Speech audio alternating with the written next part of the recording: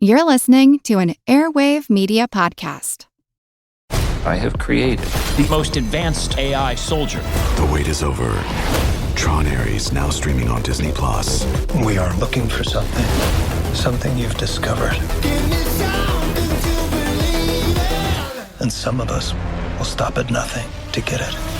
Ready? The countdown is complete. There's no going back. Our directive is clear. Hang on! Tron Ares now streaming on Disney+. Rated PG-13.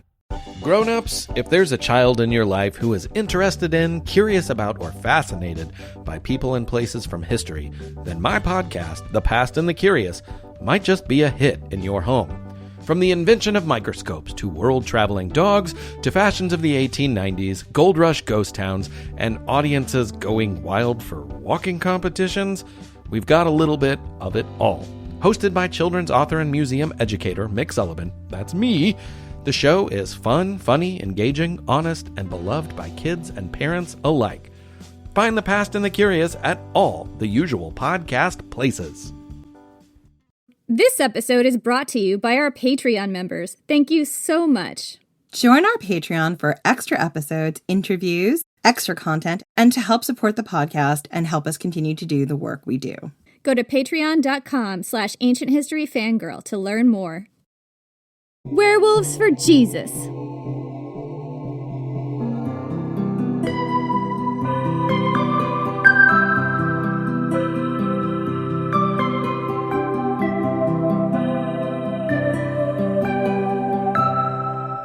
I'm Jen McMenemy. And I'm Jenny Williamson. And this is Medieval History Fangirl, the seasonal edition. Okay, it's not actually Medieval History Fangirl, it's still us, your favorite ancient history fangirls. But this week, actually for the next couple of weeks, we're doing something a little different. Normally, we don't leave the ancient world, but as Jenny was researching Berserkers, I couldn't help myself. I kept texting her all this weird and little-known facts about werewolves of the medieval period and into the 17th century. Yeah, because Berserkers are sort of tied to werewolves, but I tried to keep the Catholicism out of it, and Jen really wanted to put it back in. Catholicism and in some areas just general Christianity. But yeah, and I was like, but how can you leave this part out and that part out? Like, we must talk about it. Because it wasn't about that, Jen. No, and I actually really respect the work that you did to try and keep the Christian lens out. But I was like, but there's another side of the story, the wild Christian lens that we need to add on. And I knew so much about wild witch trials and the Christian lens because a few years ago I'd been working on a fiction project involving werewolves, and I had already fallen down a really deep research rabbit hole. Because I had done all this research for this fiction project, I had a lot of random knowledge that I just couldn't help sharing with Jenny at 2 a.m. because that is when my brain seems to be the most active, worried about life, the probability of my death by werewolf or alligator, and, wondering if a super volcanic eruption will happen and destroy much of life and the world as we know it. All these are normal 2 a.m. thoughts, right? I'm not alone here. I mean, climate change is definitely going to get you faster than that, in my opinion. Not if the supervolcano goes off. Well, yeah, but I mean, the chances of a supervolcano going off just now versus climate change in the next 10 years, I'm betting on climate change. I'm not disagreeing. I'm just saying, the idea of a cataclysmic eruption is something that just will not leave my brain. So, after our Berserker episode and my episode last year, Werewolves of Wolf Mountain, I had this feeling that it was time to take the werewolf mythology a little further forward in time and break with our normal parameters for this podcast by talking about what happened to the werewolf myth when it moved from ancient into medieval and then more modern times. And because I presented a great case and because it's our podcast, you're getting this episode. You're actually getting 3 episodes, but a little more on that later. So strap in for a spooky season spectacle unlike any other. Let's talk about how the myth of the werewolf fared when it met with the Catholic Church. That's right, we're going to do a deep dive today into Catholic werewolves because they were different than modern werewolves and different from the ancient Greek and Roman ones we've already covered. First, I have a confession to make, Jenny. Have I ever told you about my deep-rooted fear of werewolves? You have before, but I bet you're going to tell me again. I really am, because I think our listeners will find it equally traumatic and funny. So when I was a little kid, a very little kid, I was absolutely terrified of werewolves. And this lasted until I was around 10, and we got this big Irish wolfhound as our family dog. And my parents convinced me that Irish wolfhounds were bred to kill werewolves. And I mean, that's not exactly true. They were bred for wolf control. But my child brain believed that my Irish wolfhound would protect me from all werewolves. In all seriousness, my fear of werewolves was intense. I have a very large, extended American, Italian, and Irish Catholic clan, and they all lived very close to each other. And my family, when I was growing up, literally, they were all within a 10-minute drive. And everyone in my family knew I was terrified of werewolves. And I had older cousins who would call up my house every full moon and ask for me in a deep werewolf voice and then howl into the phone. And sometimes they would even scratch at the windows of my ground floor bedroom in a full werewolf mask. Is there a werewolf in the background right now? I'm getting that vibe. It's my dog who's like, no, how dare anyone do that? My dog is a silky Yorkie. He's a very tiny dog, but he thinks he's a werewolf. Anyway, can you imagine, like, just people at your window in a full werewolf mask scratching and howling every full moon? That is rude. It is so extra. So that just really ruined my night's sleep, my parents' night's sleep, and has haunted my nightmares for decades. In short, as I do with all things that scare me, I became equal parts fascinated and petrified of werewolves. Your childhood was traumatic, Jen. I mean, between the Catholicism and the werewolves. It was. Look, I think that trauma made me the fun and engaging person I am today. I am remarkably well-adjusted and deeply dysfunctional. I don't support people traumatizing children. I don't either. I think once would have been enough, but it was multiple times they did it. Until this dog and my belief that my dog would protect me. So, let's get back to the genesis for this episode. A few years ago, when the paranormal romance genre was at its height, I worked on a novel about werewolves and witch hunters. It was not a good book. It was a very sexy book, but it was not a good book. Because I wanted a good chunk of my novel set in the past, it required that I do a lot of digging into the werewolf folklore and history surrounding the Middle Ages through to the 1700s. So, while that novel might never see the light of day, and that is probably for the best, this episode is the happy upside to all that research. Although, maybe if our patrons demand it, I might give them a smutty scene from the book on our Patreon behind our paywall. I would like to hear that. You've read this book, and you've read that smutty scene. I probably have, but just don't remember because it's been memory hold, so... Oh god, this is 10 years ago or more at this point. I would love for us to read each other our early sex scenes from old books sometime, because that would be kind of fun. In fact, that would be a fun Patreon episode, is Jen and Jenny read each other sex scenes from our early novels. If our patrons want that, we'd have to ask them. I don't want to lose patrons because they're like, that's not what I'm here for. This is just what I want to give them, Jen. So let's begin our dive into the Christianization of the werewolf. Ancient werewolf or were-animal tales exist all over the world, and this episode is going to focus on European werewolf tales. Not because werewolves and were-crocodiles, bears, hyenas, tigers, foxes, etc. don't exist in other cultures or areas of the world, but because they do. And we really want to dive into those legends another time and give them their due. So for now, let's just look at how the werewolf tales of Europe changed to reflect the new religion in town, Christianity. The first question that you might have is, why a wolf? What is the obsession with a human turning into a wolf? That is a valid question.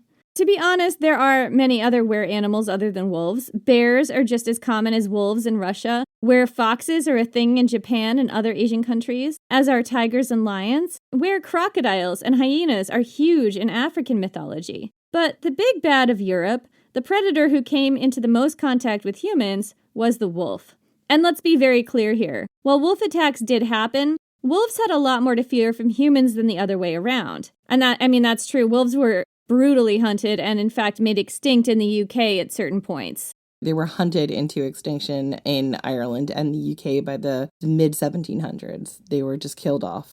that's important to keep in mind as well. We're talking about the brutality of wolves and how scary they are, is that in fact wolves were and continue to be victims of humans. Yeah, I know they're trying to like bring the wolf population back in some places in, I think, the UK, but like, let's be very clear, the native wolves were hunted out. This is a big kind of a contentious issue in the US too, because the wolf has been taken off and then put back on endangered species registries, and in some states it's now legal to hunt them, and it's pretty brutal what's happening and how they're doing it. So I wouldn't necessarily say that in modern times we're all so much better. No, we're not. And you know, there's a fear of these apex predators. It goes all the way back to like the beginning of like our fear of something that is stronger, faster, and, you know, capable of harming us. But the reality is all of these animals have more to fear from us than we do from them. Right. So anyway, back to what I was talking about before, the big bad of Europe, the predator who came into the most contact with humans was the wolf. Wolves tend to hunt in packs and could easily be a threat to more vulnerable humans, women, children, the elderly, the unhoused. They were also a threat to livestock. They moved quickly and most silently when they hunted.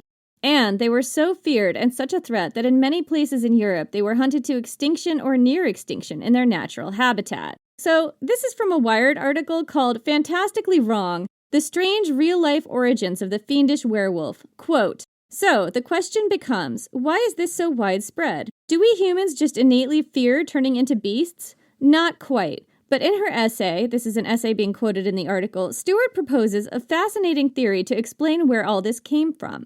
And like so many great stories, it all began with a little bit of interspecies cross-dressing.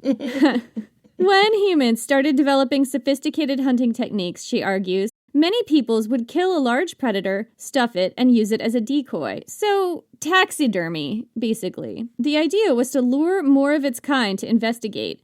Though, quote within the quote, of course the hunter would soon hit upon the plan of himself putting on the animal skin. That is, an individual dressed, for example, in a wolf skin could approach near enough to a solitary wolf to attack it with his club, stone, or other weapon, without exciting the wolf's suspicion of the nearness of a dangerous foe.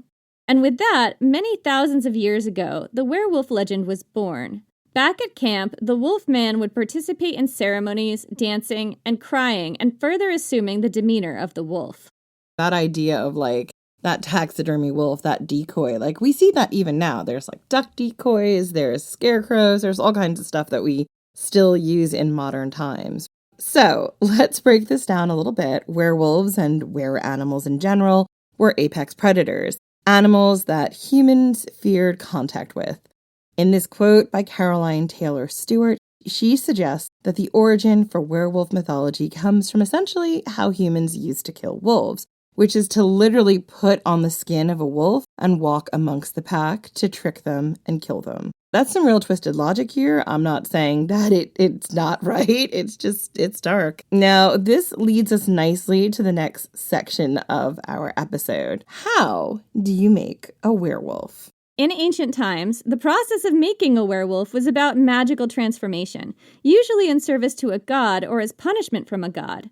In our episode, Werewolves of Wolf Mountain, which was about ancient Greek and Roman werewolves, we discussed how female werewolves were able to turn into a wolf at will and were generally in service to Hecate. And that is kind of Berserker-like, right? Because Berserkers changed into animals in service to Odin. And they were very much not cursed. They hadn't done anything wrong. This was kind of something that they had as a gift, as opposed to being a punishment. Although Hecate does turn some people into dogs and stuff like that, they're not generally what we consider werewolves.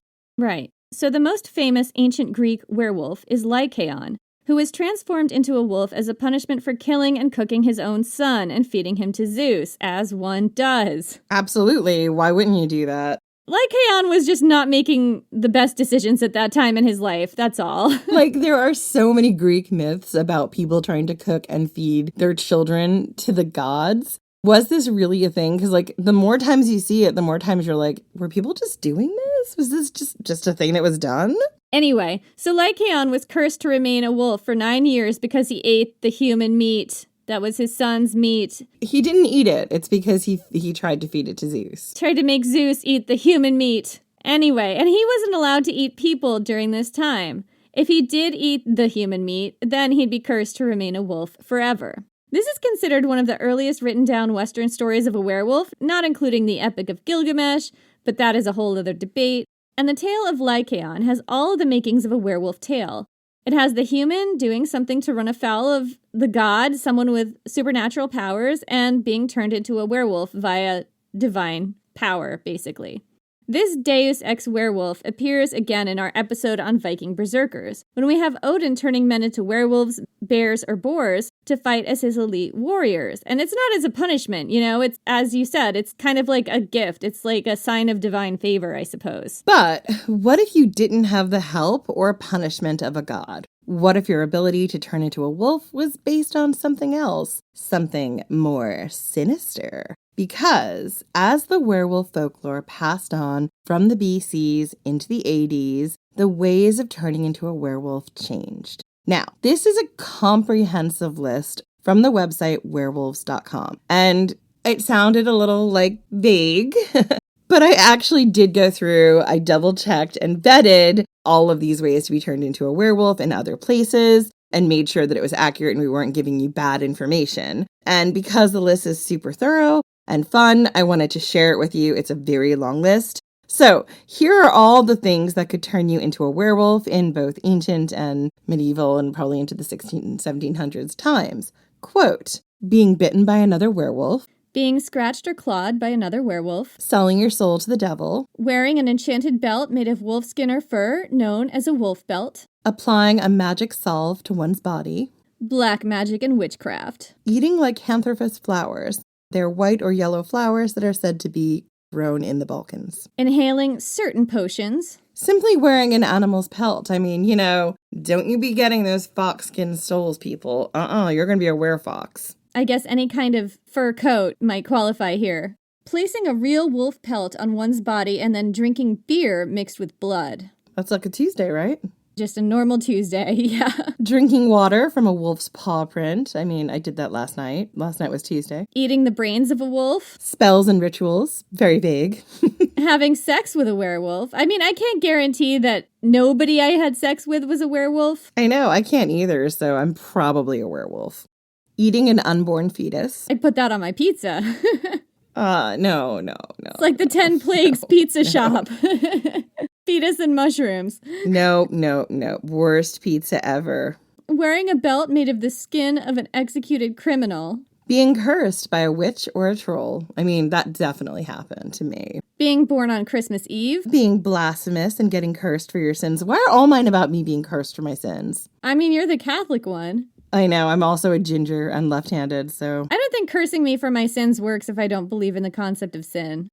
Genetics, having a werewolf in your family, and like before, I can't guarantee that nobody in my family was a werewolf. Drinking from a lycanthropous stream. What is a lycanthropous stream? So, I think it's a stream where the lycanthropous flowers probably get their water from. Drinking downstream from wolves. Sleeping on a Friday night under the full moon with the moon shining directly on your face. Being the seventh son. Or being the seventh son of a seventh son. A lot of sevens here. Yeah, but you could just be the seventh son of any son and be a werewolf, right? Mm-hmm. That's why there was this real push for seventh sons to avoid the curse of the werewolf by joining the church. You could stop being a werewolf by joining the church. If you were the seventh son of a seventh son, if you dedicated your life to the Lord and became a monk or something of that ilk, you could avoid being a werewolf. I think this is now all Catholic propaganda. It's just recruitment propaganda, that's all. You're not wrong. Being conceived under a new moon. I mean, now this just feels like they are really throwing stones at pagans and also people who just don't, know what time they were conceiving or having a good time. Not going to confession for 10 years? Oh, that's it. I am definitely a werewolf. It's definitely been past 10 years for me. Being gruesomely murdered on a full moon. I mean, that's awful. You're gruesomely murdered and now you're stuck being a werewolf too? Well, that one's on my bucket list. No, it's not. Being born on a full moon Friday. Tasting human flesh. Cannibalism is definitely linked to this. I'm seeing that pattern. Absolutely. And murder is really linked to this as well. So, Jenny, are we werewolves? Well, yeah. I mean... It's been a long time since my last confession, and I am pretty sure at this point I'm both a werewolf and a vampire. I mean, I guess the point of that is that I get to keep my looks, right? That's the upside.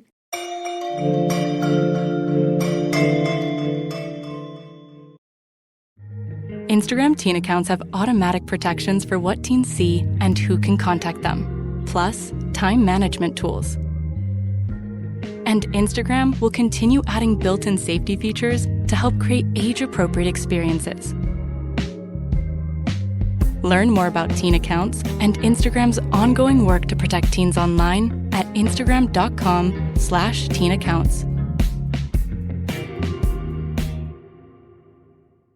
No one hates history, they just haven't found the right teacher yet. Or in this case, a nerdy best friend who loves to tell you all about world history, women's history, and weird history. Hi, I'm TK, the creator of For the Love of History podcast, a place for people who want to learn more but don't know where to start, and history lovers who want to break from the mainstream. From rat trials to warrior women, we cover topics from every country and era. Whether you're a history expert or just starting out, there's a place for you here in the Time Machine. So join me every Friday on your favorite podcast platform and YouTube for a brand new topic. See you there. Bye. Throughout history, royals across the world were notorious for incest. They married their own relatives in order to consolidate power and keep their blood blue. But they were oblivious to the havoc all this inbreeding was having on the health of their offspring. From Egyptian pharaohs marrying their own sisters to the Habsburgs' notoriously oversized lower jaws. I explore the most shocking incestuous relationships and tragically inbred individuals in royal history. And that's just episode 1. On the History Tea Time podcast, I profile remarkable queens and LGBTQ+ royals, explore royal family trees, and delve into women's medical history and other fascinating topics. I'm Lindsay Holiday, and I'm spilling the tea on history. Join me every Tuesday for new episodes of the History Tea Time podcast, wherever fine podcasts are enjoyed. So this comprehensive list might have made you laugh, but the reality of what we're seeing here is that turning into a werewolf became almost as easy as breathing. Just like in our Ancient Vampires episode, you can see that becoming a werewolf is so simple that it's shocking all of us aren't werewolves today, and maybe we are. Ow! Ow! And there's a reason for that. During the medieval ages through the 1700s, life was tough. Things happened to people that they couldn't explain, and some of those things included gruesome murders, because this is where we get to talk about murder. Becoming a werewolf, unlike becoming a vampire, has a lot to do with murder. Fear of murders, both from human predators and wolves, but we might be getting a little ahead of ourselves here. Before we continue down that path, I wanted to take a minute and talk about female werewolves and why I'm not going to cover them exhaustively in this episode. First, female werewolves are badasses. I am so weirdly team female werewolf. And there's a few reasons I'm not going into a deep dive on them in this episode. First, because I actually found enough information to do a separate episode on female werewolves. I mean, yay! Thank you, history, for demonizing women. Oh, wait. And there was much rejoicing. I'm not sure if the amount of information I have will be enough for a main feed episode or a Patreon mini-sode side quest. But what I have found out about female werewolves is fascinating. Mostly they fall into two camps. They either werewolf for profit, including political power, or for pleasure. There is an overwhelming feeling in these stories that the woman has done something wrong, something villainous, or she delights in her ability to secure food and provide in some underhanded way, making her an oddity during medieval times. She is not seen in the same sympathetic light as her male counterpart. Instead, she is seen as a transgressor, an abomination, and a lot of times as someone who deserves this fate. Because she isn't cursed. She wants to be a monster. And there is so much to unpack here, but all of that deserves its own episode and space. So for now, that's the TLDR. But don't worry, the full story is on its way. So let's get back to werewolves, or mostly the story of male werewolves, because it turns out that this is gendered like everything else in the patriarchy. The werewolf myth, as we know it today, really became codified during the Middle Ages. During this time period, as the Roman Empire fell and was replaced by the rise of Christianity in Europe, there was a massive culture clash between folkloric, often pagan beliefs and Christian dogma. And you can see that played out perfectly in the werewolf stories that arise from this time period, and then eventually lead into the horrors of the later witch and werewolf trials of the 13 to 1700s. What we wanted to focus on first is the bridging of the ancient traditions, where a human would put on the suit of a wolf, a pelt, a belt, something like that, and become a monster, which dates to potentially ancient Greek and Roman times and possibly older. The dates here are very fuzzy because it's hard to date oral folklore. Werewolves in the Middle Ages, as in ancient Greek and Roman times, were very much seen as a slightly bigger than average wolf. They did not walk on two legs. Sometimes they might be able to talk with a human voice. Sometimes they couldn't. They might be missing a tail. They might have kind human eyes. But otherwise, they were indistinguishable from wolves. Warwick University's Center for the Study of the Renaissance breaks down the anomaly that is the medieval werewolf. Quote, "The medieval world was certainly interested in the supernatural, but this seemed not to encompass the horror element that later became popular, perhaps because there were plenty of horrors in everyday medieval life. The church, a huge force in the Middle Ages, was keen to connect the idea of the supernatural with miracles. So while church scholars explored the issue of therianthropy, metamorphosis between human and animal form, this seemed largely in order to deny the possibility that human-beast transformations could occur. The medieval bestiary, a tradition that showed to be intended to communicate a moral message from God to mankind, excluded exotics like the siren, amphisbaena, basilisk, and manticore, but not werewolves." What's an amphisbaena? I'm not sure, but it's some kind of half and half creature. It's fascinating that the werewolf doesn't appear in this bestiary, and that's possibly because the legends of the werewolf are largely folkloric or literary. Think Ovid's Metamorphoses and the Epic of Gilgamesh. But as the Middle Ages wane on, this starts to shift, particularly as the Christianity of it all starts to become a part of the story. This is a quote from medievalist.net.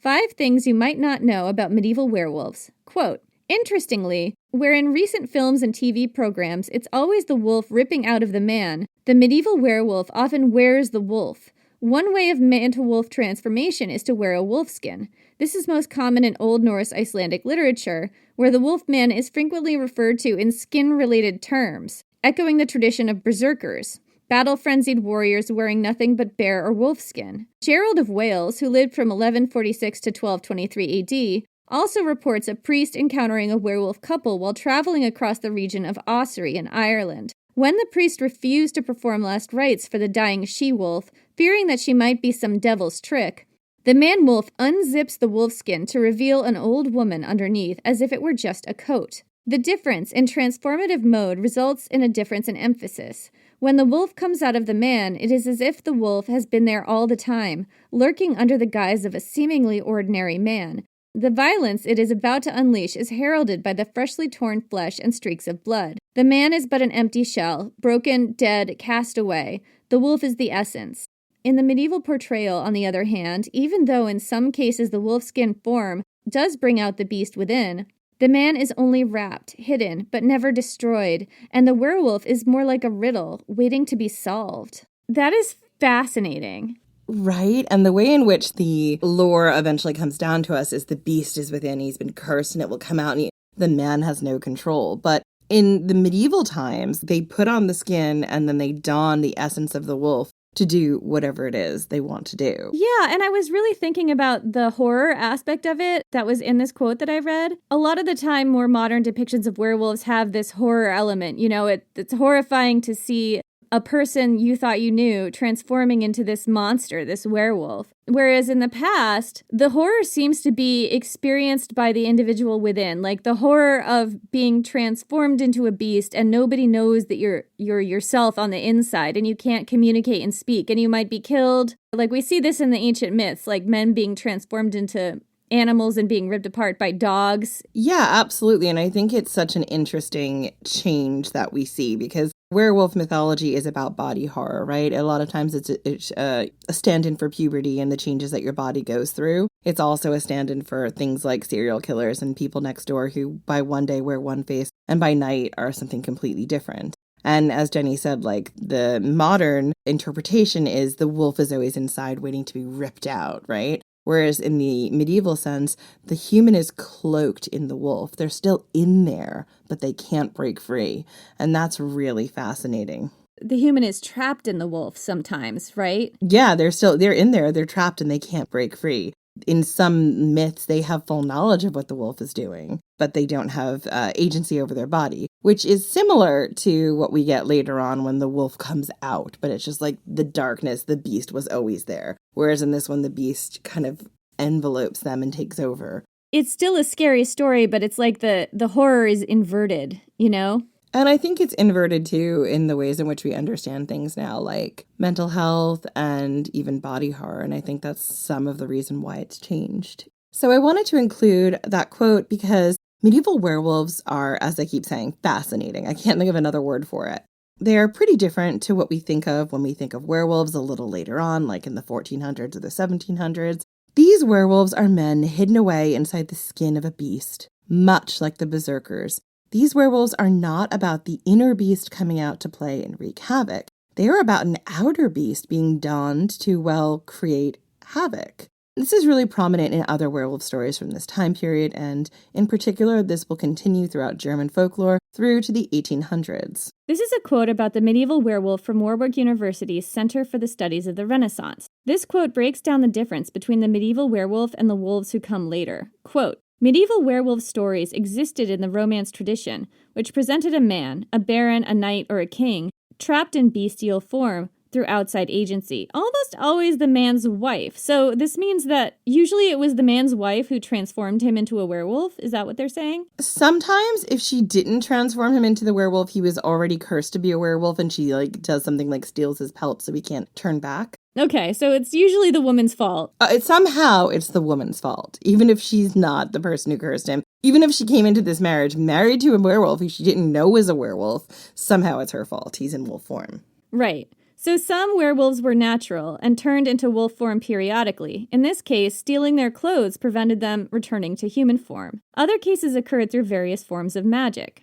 Unlike modern filmic depictions, which tend to give the werewolf a physical element of humanity, simian facial features, for instance, or the ability to walk on two legs, whilst emphasizing the ferocious bestiality of the creature's actions, the medieval stories largely downplayed the bestial aspect.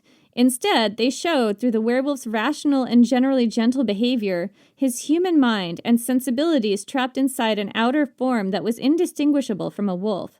If a werewolf attacked someone, it was with reasoned purpose, to express the injustice done to him and often to identify the culprit. There were several versions of the story, perhaps the most famous being Marie de France's Bisque la Vraie, and to a greater or lesser extent, the narratives were inherently misogynist. The hero of the anonymous Melion, for instance, learns that women cannot be trusted.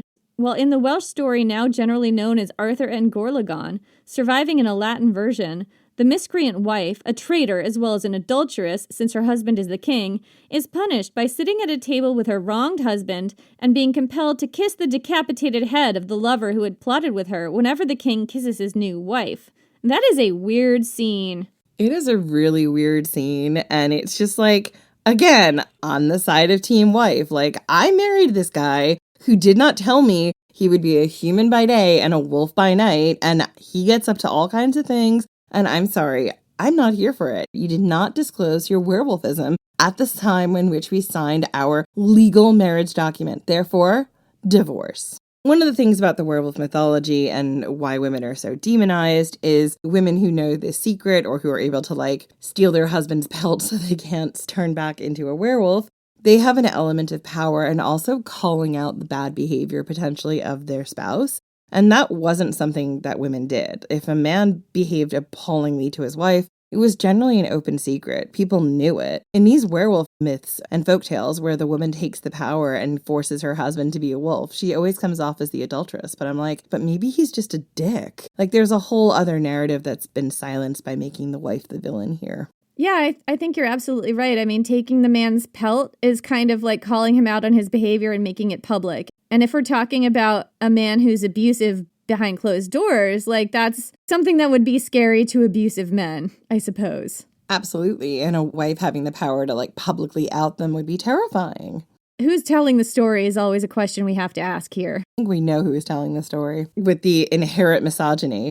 And also this to me is very reminiscent of those Selkie stories. I don't know if we talk about it later, but you can see that overlap here with the taking of the pelt in order to force a Selkie or a wolf to remain in one form or the other. It's usually a woman, though, right? Where the husband steals the pelt. It's not always a woman. It could be either or. The other interesting thing that you told me about Selkies is that the Selkie in human form is, in fact, a person on the outside with a seal's mind. So it's kind of the opposite. It's the absolute reverse. So they're forced into like this form, and then they start forgetting their life in the sea, and they're always sort of stuck in between two places. Like, the Selkie narrative is such an interesting immigrant story. It's an interesting lens of always being torn between two places and where your identity lies and how that works.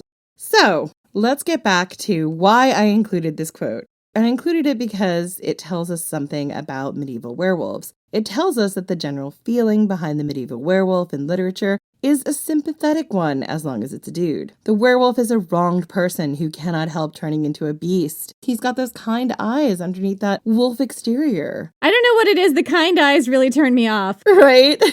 The werewolf is a wronged person, generally a man, who cannot help turning into a beast. He is a dangerous predator, but he attacks in order to right wrongs. Generally, he is working against evil and wanton women who have gone against the laws of God and man and transgressed those cheating hussies. Jenny, can you smell what the Christian monks are cooking here? I really wish I couldn't, but yes. This shit is so fucking wild. And it's a change from what we've seen before. Now the werewolf has been made into a noble martyr, one associated with the upper classes and the nobility. This is how you continue cementing the patriarchy. Impoverished people who become werewolves, well, they don't get the same sympathetic look. No, they're dealing with Satan and all his minions. They're probably serial killers. They're weirdos. But nobles, they've been unfairly cursed because of women and Satan. That's some real dark shit, Jen. Yeah, don't you love it when I just peel back the dark corners of history and go, let me tell you something. So, that is the story of the medieval werewolf, or at least the story for now. But as I'm sure you've guessed, the episode doesn't end here. We're going to move forward in time to the werewolf trials. Because if you thought only witches went on trial for making pacts with Satan, well, you're very clearly wrong.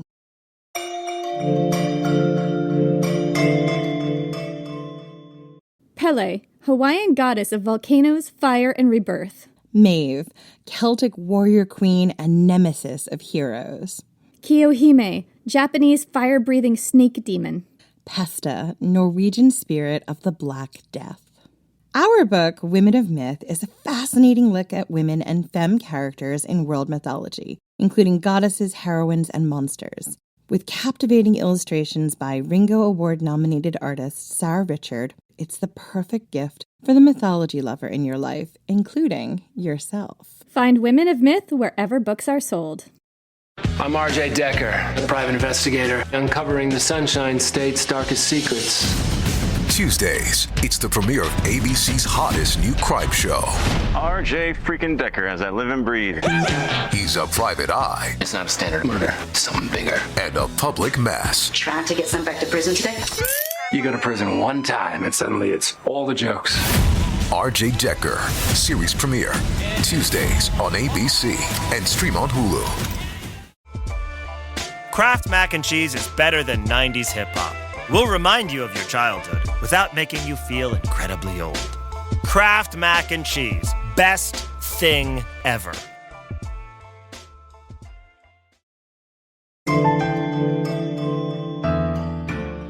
So now we're going to talk about werewolves in the starving times.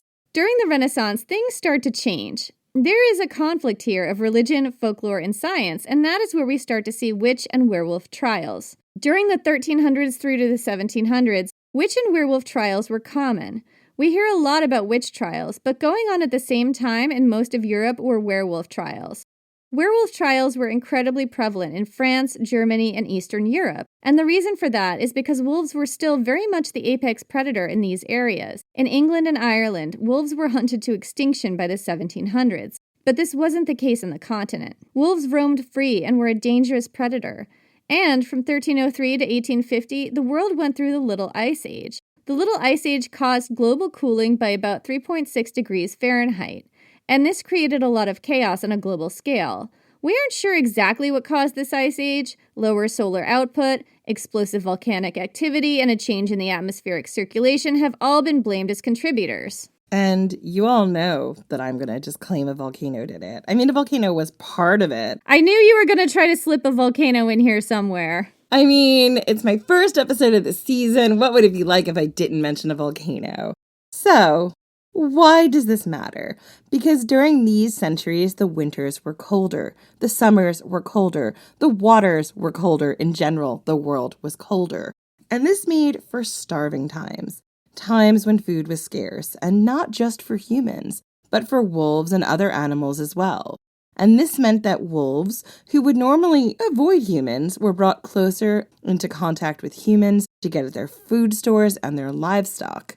This led to more wolf attacks, and not just of livestock, but of humans. These outlier wolves tended to attack vulnerable humans, young children, women, the elderly, the unhoused, and those who lived on the margins and outskirts of society. So as the resources got scarcer and scarcer, the wolf attacks, both were and otherwise, became more common. And of course, because death by animal attack can be extremely brutal, the poor wolf became the villain. According to the perception of the times, the amount of wolf attacks were abnormally high, which they probably were due to environmental factors and scarcity. They were too high to be the work of just a few rogue wolves. No, these attacks were numerous and so well thought out. They had to be the work of an accursed werewolf, a supernatural being, a wolf that had the intelligence of a man, a wolf who could walk on two legs sometimes, a bad wolf. And I just want to stop here for a minute, because it's during this time when these witch and werewolf trials start sweeping across Europe that they try to figure out what happened here. Was it just mass hysteria because of these gruesome and violent deaths? Was it ergot poisoning, which we've heard about before? Like, what caused this? And to be honest with you, I don't know that we're ever going to know what caused it, but I imagine going down that way is a little bit of madness, because when things are bad, everyone wants to point fingers at everything. So this is the time period when we start seeing those wood cuttings of werewolves on two legs, using their forepaws as arms and usually attacking a child or a very busty young woman. Because, you know, us busty girls are the tastiest. So I hear. So, this is the background for what would become the dark ages of the werewolf hunter. Men, almost always men, hired to find werewolves and bring them to the Lord's justice. It was their job to find a werewolf, try that werewolf, or if a trial wasn't possible, kill that werewolf. And even if a trial was possible, it was going to end in the death of the werewolf. If you happen to be a medieval European werewolf hunter, here's how you'd recognize a werewolf, even in human form, and kill it. This is a quote from an article on Exemplar.com called The Rise of the Werewolf in Europe. Quote, "It was said that there were also feathers.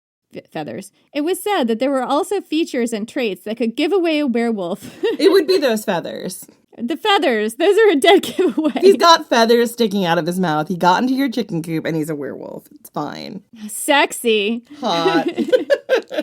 Anyway, so there were also features and traits that could give away a werewolf when it was in human form, such as having heavy eyebrows that met in the middle, ears that were set low on the head, curiously curved fingernails, and a loping gait. I feel like that could have described like half the male peasants in medieval France at the time, right? Right. It would seem that even in human form, the lycanthrope could not completely hide its fur, as any checking under the tongue would reveal long animal hairs, and also, if you cut its skin, you would be able to spot wolf fur in the wound. The fate of any human who is reckless or stupid enough to start looking in the mouth or carving chunks out of a suspected werewolf has not been recorded. And again, this is a real change, right? Because like now we're seeing the beast inside. The beast is always there. You're not just donning the skin. Even if you are donning the skin, the beast is still there. And you still might use an animal skin to transform fully, but the beast is always there. So, look, it's a fair point. If you put your head or your face into a suspected werewolf's mouth, maybe... Or just stick your hand in there. Yeah, you don't really have a great sense of your own survival. Now, the article continues to tell us how werewolves can be cured. Quote, The victim could be given a herbal remedy called wolfsbane or aconite in the hope of a cure, which is very powerful and acts as a local anesthetic if applied to the skin, and, if taken internally, can slow the pulse and reduce heart rate. Taken in too large a dose, it will also kill you. The wolf could also be exorcised out of you, involving a long religious exhortation, and many prayers and various forms of surgery were also undertaken to release you, such as having nails driven through your hands and feet, or having a knife driven into your forehead. The legendary silver bullets supposedly needed to kill a werewolf were inventions of modern fiction that did not appear until the 19th century. And, for people who didn't grow up ridiculously religious, what they're talking about with like those nails going in your hands and your feet, that's religious stigmata wounds that they're creating. They're probably using like crucifixion nails or blessed nails. So other methods of killing a werewolf included burning the wolf at the stake, a punishment that would be given to Joan of Arc. And don't worry, we'll talk about her in our Female Werewolves episode. There is an interesting connection, just wait. You could pass along the curse of the werewolf by sharing a drink with someone else. They would then inherit the werewolf curse until they passed it along. So it's kind of like The Ring, right? Where you find that cursed videotape at the Blockbuster and you have to pass it along before the monster gets you or something. What happens is you find the videotape, you watch the videotape. Then your landline rings, because this is old, and you get something that says 7 days. And then, like, the girl from The Ring comes and kills you in 7 days, unless you pass along the video and the curse to someone else. Sorry, spoilers for what's an old movie now. That's how you pass on the werewolf curse. It's just like The Ring, basically. And the most simple and ancient cure was to burn the pelt, steal the pelt or skin of a cursed werewolf. That cure was common in places like Germany. In short, there weren't really great ways to save a person who had been turned into a werewolf unless you count the pelt thing. But by this point in time, a lot of the cures really were less about curing and more about saving a soul through painful torture and execution, because the Catholic Church took things to a very horrifying, extremely torture-y place. I just can't express the horror I feel at the idea of torturing somebody to death or burning them at the stake for their own good. Like, I just can't imagine the mindset. Yeah, I mean, it's very complicated because if you confessed, then you would be killed. If you didn't confess, then you would be killed. If you didn't confess and, like, you weren't a werewolf, then in theory, by not confessing, you could be saved. If you did confess and you were a werewolf, and I don't know, your confession was received somehow, maybe your soul could be saved. Like, it just was all about burning people for sport. Right, the soul might be saved, but you still get burned at the stake, though. Like, that's really an essential part of the process, right? Yeah, but giving a false confession was like, that was equally as bad. Like, it's wild times. I mean, what about the souls of these people doing all the torturing? Well, they're righteous, Jenny. They're doing the right thing. Oh, they're going to the hot place. Oh, we know they are. They're going to the hot stabby place. So this is what was on the line for people accused of being werewolves. By this point in time, gone is the idea of a noble man who is suffering under a curse. The kind eyes are out of here. Thank God. That image is replaced by a deviant who lives on the outskirts of society, sneaking out at night to ravage and slaughter across the countryside. A deviant with the wolf under their skin. Just waiting to break free. And with that context, I want to talk to you about some famous werewolf cases, because the major thing I haven't brought up yet that I've been saving is that many events documented as werewolf attacks were potentially the work of early serial killers. So here we go, starting with Germany. Stories of German werewolves are numerous. That's thanks in part to the Brothers Grimm, who, as well as being the authors of many fairy tales, were also folklorists. They documented a lot of German folklore about werewolves. But there are also other sources, and as a result, the history of German werewolves is well recorded.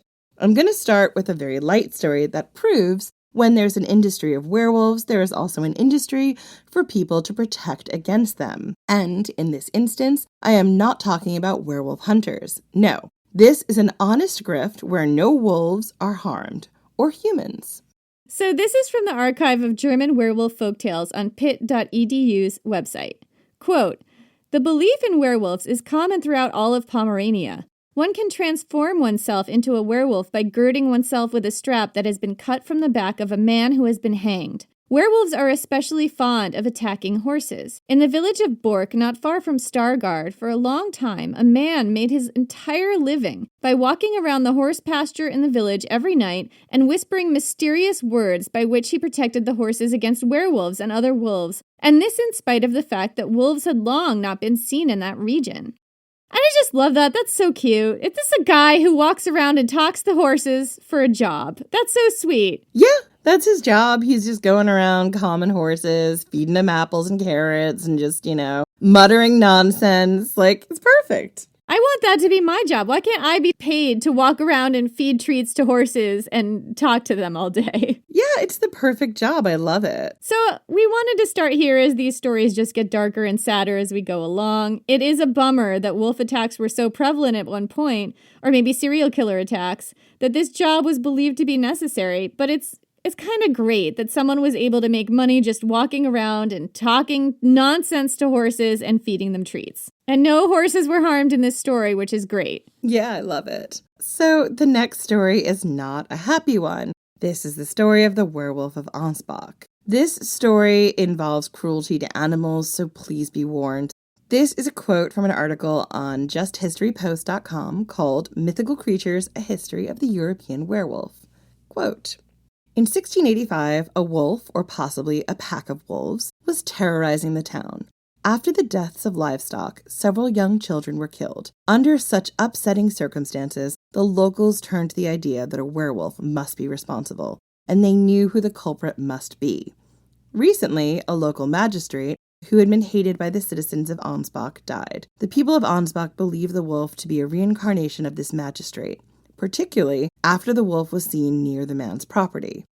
The town banded together to form a large hunt, and they managed to find a wolf and chase it into a well. Trapped, the animal was slain, and the townspeople were freed from the curse. The wolf's body was paraded through the town, and in a somewhat macabre turn of events, they cut off its muzzle, dressed it in men's clothes and a wig and beard, and hung it from a gibbet in the center of town for all to see the werewolf. This is a deeply weird and upsetting story. Yeah, and it just kind of tells you, how quickly people go to a werewolf when you have these attacks that happen. Yeah. During 1685, a town experienced some hardships and wolf attacks. I suspect it was hard to be a wolf during this time because it sounds like everything was scarce.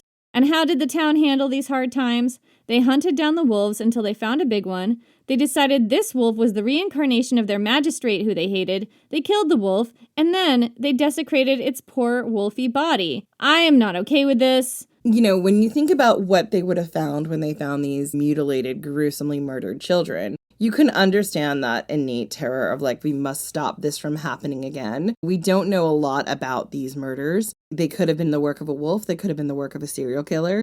But one of the things that is really interesting here, when we talked in Ancient Vampires about how vampires are really a lot of times a code for disease and not understanding disease, I think werewolves are not understanding these kind of senseless killings, sometimes cannibalism. It's better to think a supernatural creature did it than a human could behave like an animal of their own volition. Like your neighbor did it. And if you're going to accuse your neighbor, then you're going to pick somebody marginalized, which we see playing out in this as well. Fear of unexplained violence and fear of the unknown within the people you think you know, I suppose. So, as difficult as that story is to hear, there is another even darker one from Germany.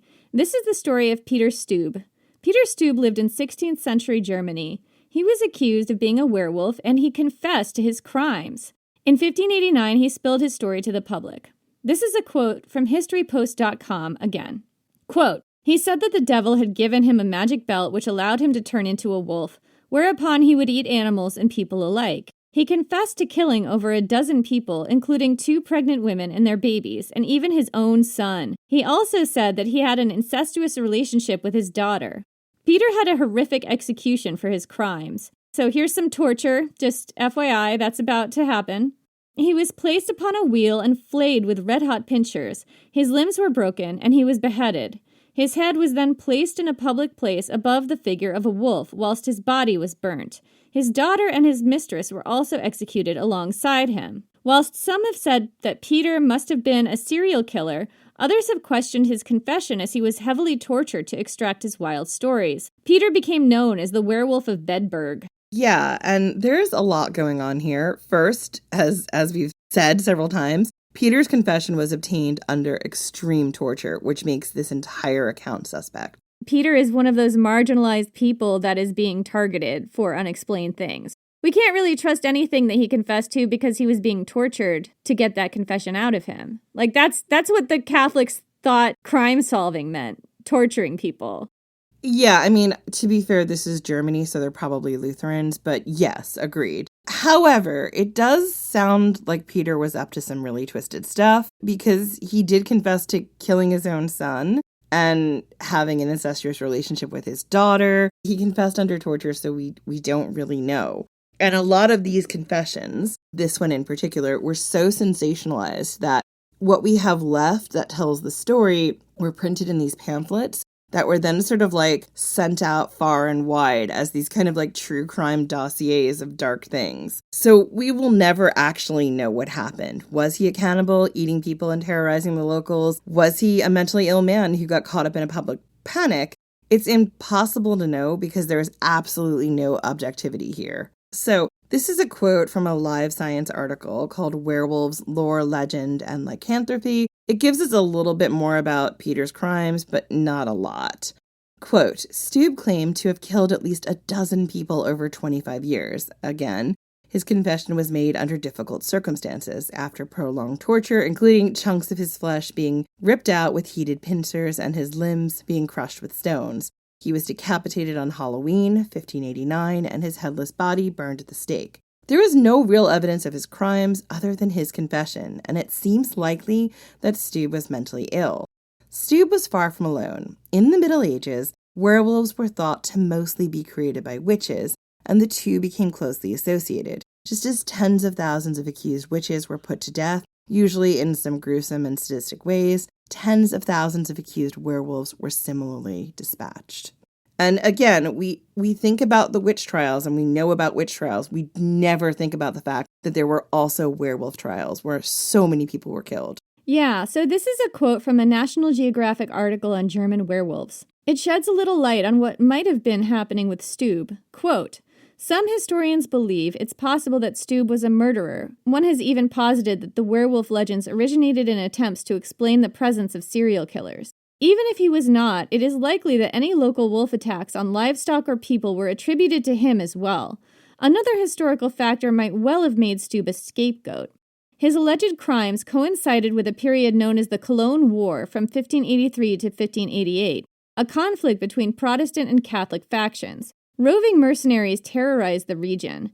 Unsolved crimes could have prompted sinister folk stories of a werewolf prowling the forests. Consequently, Stube may have been singled out to ritually purge the community of evil through his execution. So there you have it. Stube was either a serial killer or maybe a scapegoat. I am voting for a scapegoat just based on the information I have. Yeah, I mean, again, like you have roving bands of people just terrorizing the region. Like, who knows what's going on? And I think that, given the crime-solving abilities of people at the time, like whoever they caught, it's extremely unlikely that that is in fact the culprit.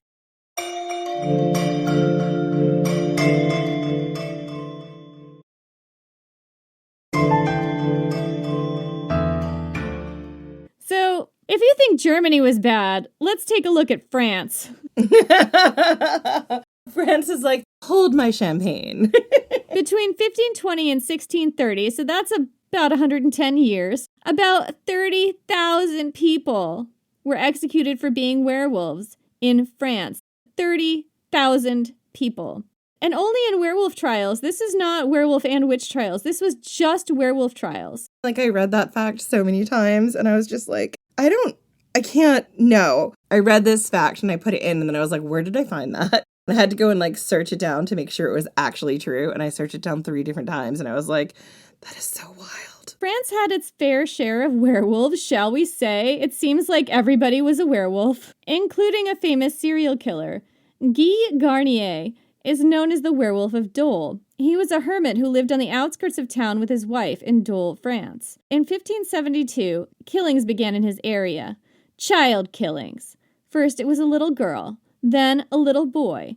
Locals claim that they had seen Guy with the form of a little boy in his mouth. He is thought to have killed at least 4 children. He strangled his victims first before he ate their flesh, starting with their thighs. He claimed to have done his killings in both wolf and man form. As with all werewolf trials, his confession was given under torture, and he was burned at the stake. So this is a tough one for me because it feels like they kind of caught him in the act. And also the way in which these children were killed feels very serial killer to me. Like a wild beast attack, ripping out like limbs and body and like stuff like that makes sense with teeth and claws. But these children were strangled. That is not something a wolf does. Also, the flesh was specifically taken from the thighs, which seems more deliberate than an animal attack. Yeah, I mean, he ripped off limbs and stuff that was easier to carry. It is, again, difficult to know, but I think maybe that is an actual serial killer. Maybe it is, but counterpoint, here we have a marginalized person who lived on the edge of town, and he confessed under torture. So I would say, yeah, there may have been some serial killer activity going on. I'm not convinced it was this guy.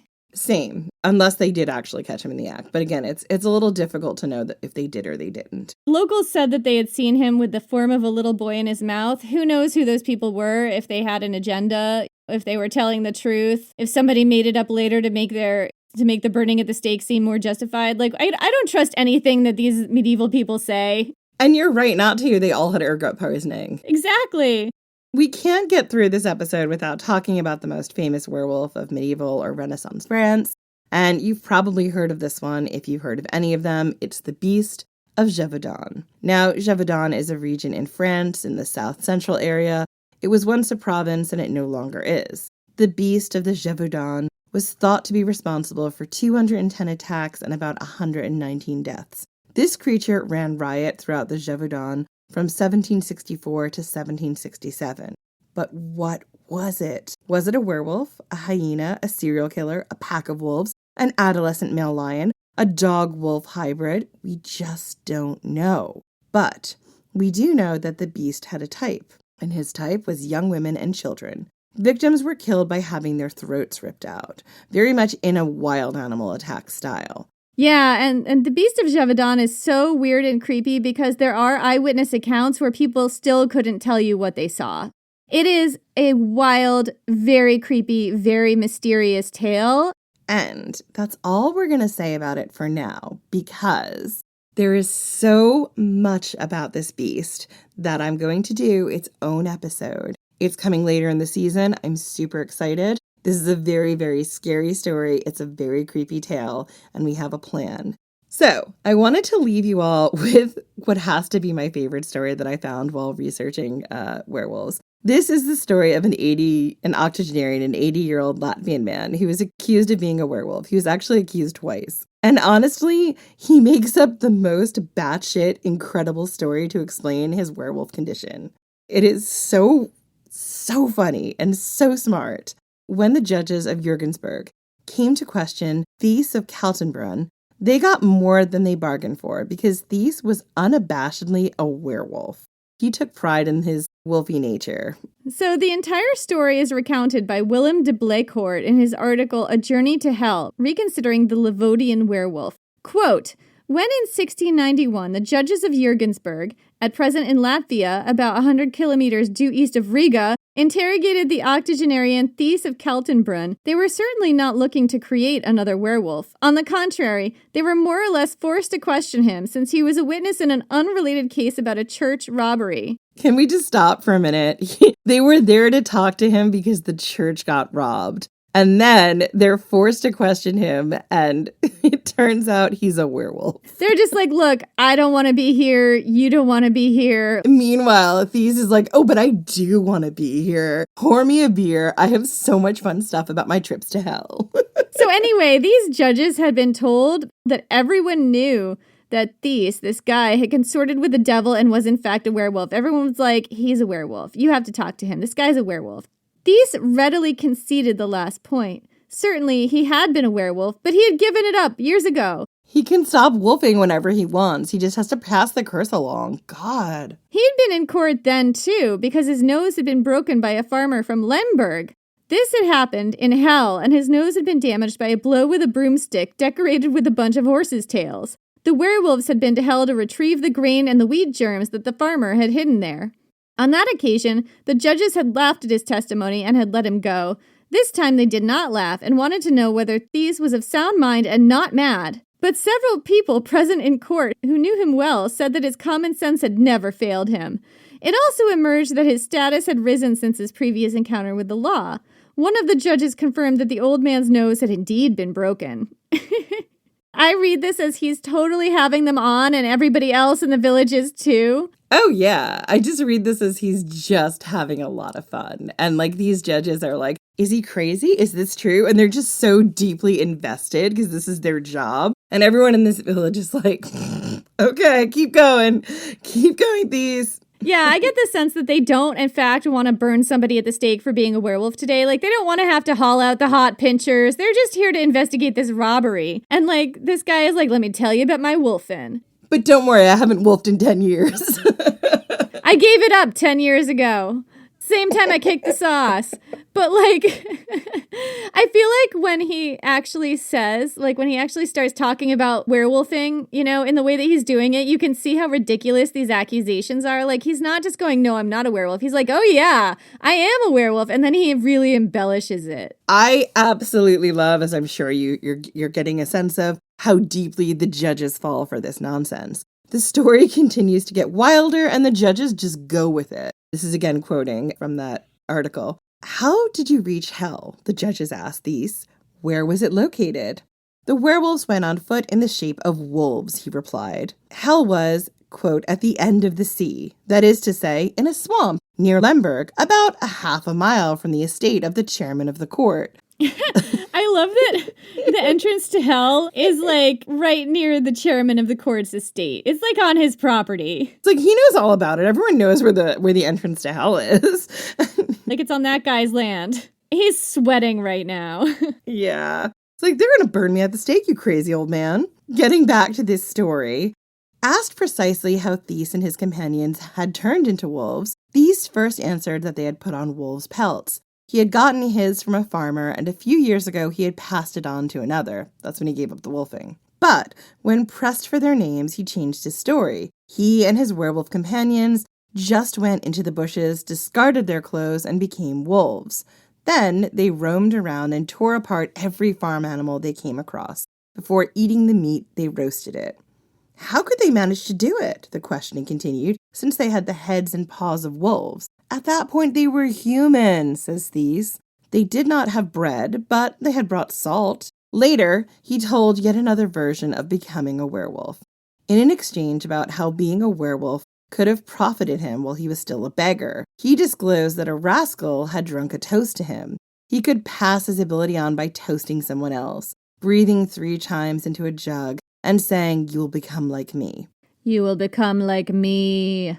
If the other person took the jug, the ability to become a werewolf would pass to him. But he had not yet found anyone ready and willing to take it over. Remember, during this point in time, he was a beggar. I like that he cares that it's consensual, though. Yeah, he's all about consensual werewolfing. Right, consensual werewolfing. So the interrogators do not get this whole taking over the curse of the werewolf thing. They're like, no, you're a werewolf because you're a sinner. But Thies is like, no, it's a whole cursed jug thing. I have to pass it along. Consensual werewolfing. I can stop at any time. Also, I am a good werewolf. Here, let me talk some more about my wolfing. And the judges think, okay, let's keep this guy talking. He's going to fall into our trap and admit that he's in league with Satan. So this is another quote from the same article. Quote, the old man, on the other hand, categorized his ritual enemies in this way and not himself. The wizards they had fought with in hell belonged to the devil, but the werewolves were the hounds of God. The wizards dined with the devil in hell, whereas the werewolves only dashed in and made away with morsels of food to avoid the iron whips of the guardians the devil had appointed. The souls of the werewolves went to heaven, while those of the wizards were seized by the devil. Thus, the werewolves only went to hell to recapture cattle, grain, fruit, and fish in order to ensure a good crop for the coming year. They did so on the Feast of St. Lucia on December 15th, and sometimes at Whitsun, and sometimes at the Feast of St. John. So, these claimed that werewolves were actually servants of God and not Satan, and that they did the Lord's work in hell to protect the people. Werewolves for Jesus. Thies is often seen as a shamanic folk magician. His beliefs actually echo pre-Christian ones in this area. Like, it's very tied back to sacrificial kings, this idea of going into hell, getting back the grain. Like, it's all really deeply rooted in ancient Germanic beliefs. He's sometimes called the Wolf of God. And Jenny, I love him. I just love this idea of this 80-year-old just sitting down there and being like, do your worst, bitches. I'm going to tell you a story. Oh, yeah, he's got their number. I love that. So, that's it for this story of Catholic Christian werewolves. Join us next week as we talk about whatever it is that we're going to talk about next. It won't be werewolves. I have a break to write those episodes. Join us on social media. We're at Ancient History Fangirl on Instagram, Facebook, TikTok, and Threads. We're most active at the moment on Instagram. We're also at Ancient Hist Fan on Twitter because we are stubbornly refusing to call it X because X is stupid. And so is the owner of X. Also, you should join our Patreon because our Patreon is what keeps the podcast going. Our Patreon can be found at patreon.com/ancienthistoryfangirl. Literally, our Patreon is what keeps the lights on and what allows us to produce this podcast.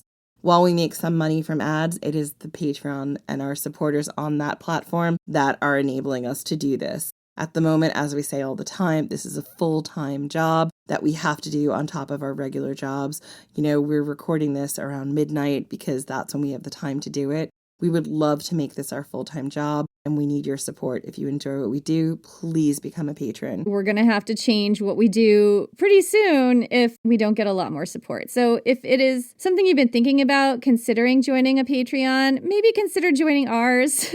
And our memberships start at just $3. You'll have access to exclusive mini-sodes, ad-free episodes, videos. I don't know, maybe I will dig out my old werewolf smutty novel and put it up there for you. Who knows? Oh my God. I would love to just read sex scenes to each other from our old romance novels that we wrote when we were in college. I would love that. There is no way that's going to happen because I can't keep my face from turning red and my entire body from feeling like it's going to die. Jenny's like, it's going to be a video, folks. It is coming. Brace yourselves. Anyway, well, it sounds like a lot of people come in, they come out.